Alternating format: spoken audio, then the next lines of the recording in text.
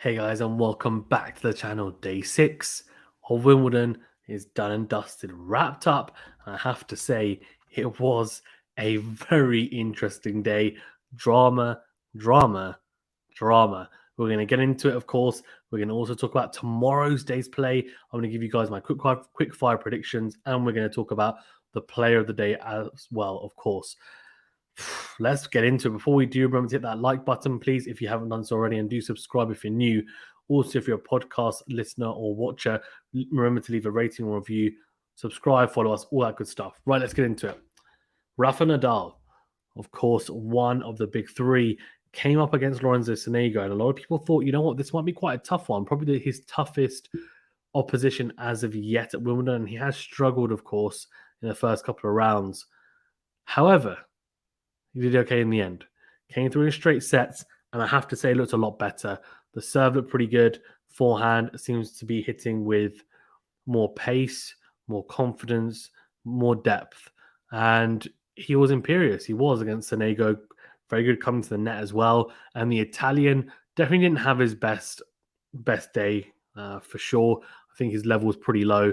But Nadal, in the end, got it done. Breadstick to boot as well. However, a bit of drama. So there, after the roof was closed, Sonego was very much pushing for the roof to be closed, saying that it was bad lighting, etc. So they did end up closing the roof. I think that bothered Nadal a little bit because at the time he was 4-2 up in the third set, probably thinking I can get this done in the next 10 minutes. Sonego then ran for a ball, slipped, managed to get to and pass Nadal somehow. Unbelievable shot, by the way. Nadal, however, thought it was a double bounce. They showed the replay, and the replay showed that it hadn't double bounced. And on top of that, Nadal obviously didn't hands in the replay, but he called Sonego to the net after the game and basically said to him, you should have admitted that it was a double bounce. And, you should have said that, look, it's bounced twice. And he was talking to Sonego at the net. Now, obviously, that makes him look a bit silly because the replay showed that it didn't double bounce. And then after when he won, they went to the net and shook hands. And Nadal was saying it calmly, but I think he, again, was going over it. And Sonego wasn't particularly happy. Like, he was kind of saying, almost why you mentioned this to me or why you, bringing this up, etc. And after, I think in the post-match presser, Nadal did say that he thought Sonego, he said that he thought he was wrong and he shouldn't have called him to the net. So good to see him owning up to it. And I think generally he's pretty good at being able to diffuse situations. So a bit un-Rafa-like, but in the end, fell back into place. Right, Kyrgios Tsitsipas, this for me was the match of the day. Incredible match. It really was. And thank you to everyone that joined for the double header. So we did Sonego, Nadal, and Kyrgios Tsitsipas commentary. It was an incredible experience and loved doing it. Kyrgios came through in the end, and as predicted, and I did predict he'd win in 4 sets. He did exactly that. Won 6-7, 6-4, 6-3, 7-6, and yes, you're reading that right. Nick Kyrgios won a tiebreaker. Barely ever wins a tiebreaker this year anyway. Lost the first set tiebreaker after having 4 set points. He only had to, before the 4th set, he hadn't had to have saved a break point. I think it was 1 in total. It was in the 3rd set. First and second sets, no break points to save, and found himself 1 set all. So that tiebreaker killed him. And then after that, look, there were some fantastic points. There were seesaws. He was never a breakdown there, right? So he was imperious in the end. And the tiebreaker, he had a match point. He blew it, managed to recover after Tsitsipas had a couple of set points as well. And win it 9-7 in the tiebreaker. If that goes to a 5th, who knows what happens? It could have seesawed. You just never know in Nick Kyrgios. Some drama there as well. I'm going to try and very briefly wrap it up. So Kyrgios, first of all, we can touch upon Kyrgios. There was the usual, not saying it's right, obscenities and, complaints to the umpire. One line call was called out. It was clearly in. The replay showed that clipped the line. He was annoyed about it, said it's 5-all in the first set. And, basically they should fire the person, the line judge, right? So not happy with it. Look, I get why he might be frustrated. However, people are allowed to make mistakes. Like in the day, right? Yes, it's their job. I get that. And I get that he's saying they only handle one line. Fine. But like, what if that person had never made a mistake before? What, you're going to penalize them because they made one mistake when you feel it's inconvenient? It's just life, right? Like, you're just going to deal with it. Like, I get that some of the calls haven't been particularly good this year. That's something Wimbledon need to look into in terms of a whole holistic point of view. But you can't be singling out people. I just didn't agree with that at all. And it's something that I hope he stops doing, but he definitely won't. On top of that, then Tsitsipas got away with something. So at the end of the second set, when he lost it, he smashed the ball, a backhand actually. So threw the ball up in the air, hit a backhand flat towards one of the boxes. A woman nearly got hit in the head. She kind of swerved her head out the way and he hit it hard. Now, Kyrgios was absolutely outraged, was calling like bloody murder, saying that, you know what, he should be defaulted to the umpire. And Djokovic did the same thing, and obviously a similar thing, and got defaulted.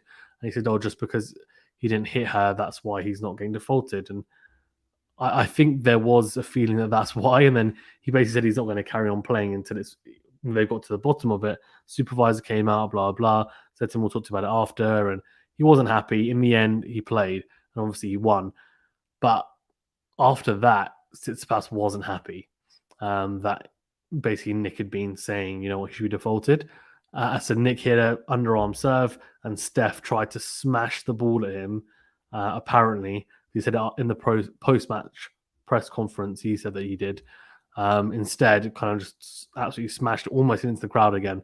Got a point deduction, and after that, he tried to then hit Kyrgios twice and did hit him twice. Well, once he tried to hit him, he just missed him.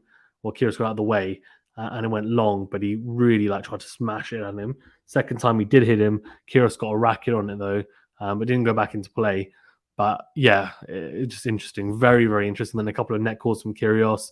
Didn't really apologize. Kind of apologized very late when Tsitsipas's back was turned, and little bow as well to kind of take the mix. So there's just all sorts of things going on, and both players not particularly well behaved at all. But look, let's not take the shine off what was a fantastic match. It was an incredible match. Both players playing at a really high level. Kyrgios, let's see how deep he can go. Of course, he pulled out the doubles, and you know, he has been taking this grass court swing seriously, played a lot of tournaments and made good results, semi-finals. So he will play Nakashima in the next round after Nakashima won in straight sets against Galan. Fritz will play Fritz won against Molkan in straight sets as well. Dimoneur beat Brody, so ending British hopes on that side anyway. Well, lefty British hopes in straight sets. Van Schultz beat Gasquet in 4 sets, good win for him. And Jack Sock fell to Kubler in 5 sets, very, very tough battle. Garin beat Brooksby, which to me is a bit of an upset, to be honest with you. And then we have the upsets of all upsets we're going to go through in a second. Martic, though, beat Pagula. That's an upset for me. Padosa beat Kvitova, did back Kvitova, but I'm not surprised. It was 2 very close sets.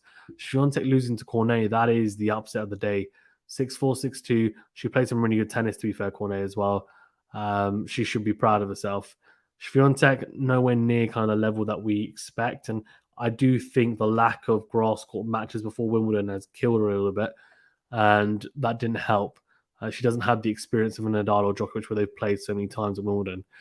Kim Win-Zheng lost to Rybakina. I did predict that. Halep beat Frech. Good win for her. And Anisimova got it done very interestingly because she lost the first set, then won 6-2, 6-1, absolutely steamrolled Coco Gauff. She carries on her great year. And Krejcikova lost to Tomjanovic as predicted as well. The one that I didn't predict was Harmony Tan beating Katie Bolter. Not only beating her, but breadsticking her. Double breadstick as well, to say the least. Right, let's go over tomorrow's matches then. So there's a couple of good ones. So Goffin, TFO, I'm going to go TFO, but that's a really good match. Nori, Tommy Paul, I'm going to go Nori. Sinner, Alcaraz is a really, really good one, of course. Youngsters going at it. I'm going to go for Alcaraz, but with not much confidence. And then Djokovic with Van Rittevin, I'm going to go Djokovic. But I think Rittevin might be able to take a set off him, maybe. Right, Pliskova, Caroline Garcia, going to go Caroline Garcia. Maria Ostapenko, going to go Ostapenko. Heather Watson, Niemia. I'm going to go Heather Watson to make her first ever Grand Slam quarters final. It's going to be tough for her. I'm going to back her. Don't normally. This time I am. And Ons Jabeur to beat Elise Mertens. That's my picks for tomorrow. In terms of who get star of the day, I mean, Kyrgios has to be up there. He played some fantastic tennis, played really well. We're talking about it from a purely tennis point of view. But I think if we're looking at it in terms of, I mean, Matic will be up there as well. I think it has to be Cornet. What a win for Cornet, beating the world number one. Fantastic, fantastic performance. Looks really good. And yeah, she's having an Indian summer. She really is. So that's my picks. Thank you so much, guys, for tuning in. Remember to hit that like button, please, if you haven't done so already. And do subscribe if you're new. If you're a podcast listener or watcher, remember to leave a rating or review.